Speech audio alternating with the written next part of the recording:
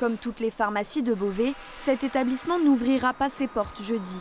Cette pharmacienne sera en grève pour protester contre la baisse de 10% des remises sur les génériques achetés au laboratoire. C'est un médicament dont le prix est de 4,05 €. Quand on avait 40% de remise, on le touchait à 2,43 €. Et maintenant qu'on n'a plus que 30% de remise, on le touche à 2,84 €. Quelques centimes d'écart qui, multipliés par le nombre de boîtes de génériques commandées, vont entraîner une baisse des marges. Là, c'est 30 à 40 000 € par an de moins. Donc ça fait le salaire d'un préparateur. On serait obligé à terme de licencier dans nos équipes. La profession dénonce cette mesure qui risquerait d'entraîner la fermeture de 1000 pharmacies en un an. Les syndicats réclament la suspension du décret.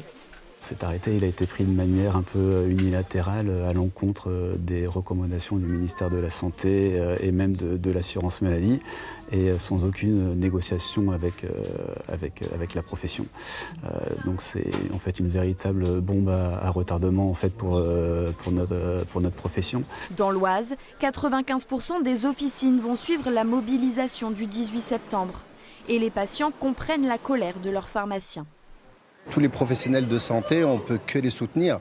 Je pense qu'ils sont essentiels à tout le monde. Si on a besoin de médicaments, on ira avant et puis voilà. Car à terme, ce sont les patients qui pourraient subir cette mesure. L'ordre des pharmaciens craint une désertification pharmaceutique. On a à la base une bonne répartition des officines sur l'ensemble du territoire qui permet à n'importe quel patient en France, même en zone rurale, d'avoir accès à un professionnel de santé assez aisément. Et ces officines-là sont plus fragiles et ont plutôt tendance à fermer.